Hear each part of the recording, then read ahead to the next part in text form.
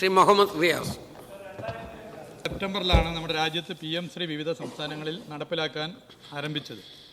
ഇതിൽ കോൺഗ്രസ് ഭരിക്കുന്ന സംസ്ഥാനങ്ങൾ, ഇന്ന് പലയിടത്തും കോൺഗ്രസ് ഭരണമല്ലെങ്കിലും കോൺഗ്രസ് ഭരിക്കുന്ന സംസ്ഥാനങ്ങൾ രാജസ്ഥാൻ, ഹിമാചൽ പ്രദേശ്, ഛത്തീസ്ഗഡ്, തെലങ്കാന ഇവിടങ്ങളിൽ കോൺഗ്രസ് ഭരണകാലത്താണ് PM ശ്രീ ആരംഭിച്ചത്. ഇതിനെക്കുറിച്ച് UDF സർക്കാരിൻ്റെ നിലപാടെന്താണ്? ഇതേ മാതൃക പിന്തുടരാനാണോ കേരളത്തിലെ UDF സർക്കാരിൻ്റെ ശ്രമം?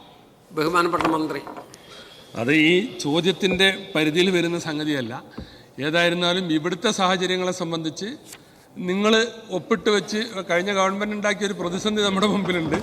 അപ്പോൾ അതെങ്ങനെ പരിഹരിക്കണം എന്നുള്ളതാണ് ഇപ്പോൾ ഞങ്ങൾ പരിശോധിച്ചുകൊണ്ടിരിക്കുന്നത്. മറ്റ് വശങ്ങൾ ഈ ചോദ്യത്തിൻ്റെ ഭാഗമായിട്ട് വരുന്നതല്ല.